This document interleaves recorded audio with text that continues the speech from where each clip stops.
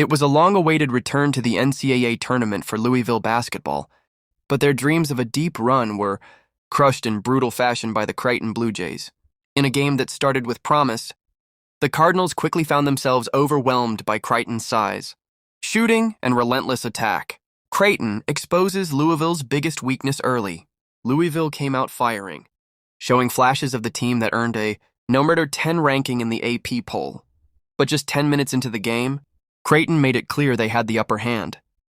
The Blue Jays exposed the Cardinals' glaring defensive weaknesses, exploiting their height, disadvantage to dominate inside while also raining down shots from beyond the arc.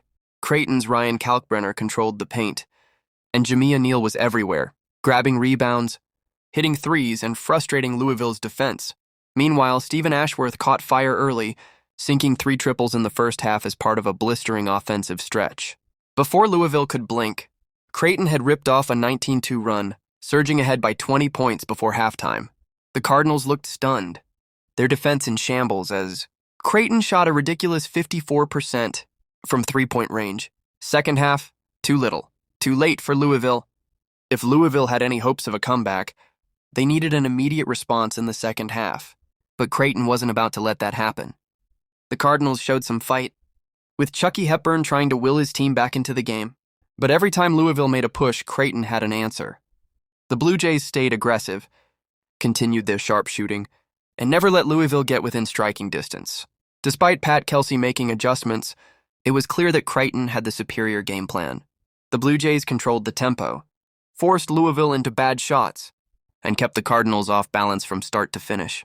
A tough end to a promising season. For Louisville, the loss is a crushing end to an otherwise strong season. After battling back to national relevance and securing their first NCAA tournament appearance since 2019, this wasn't how they wanted it to end.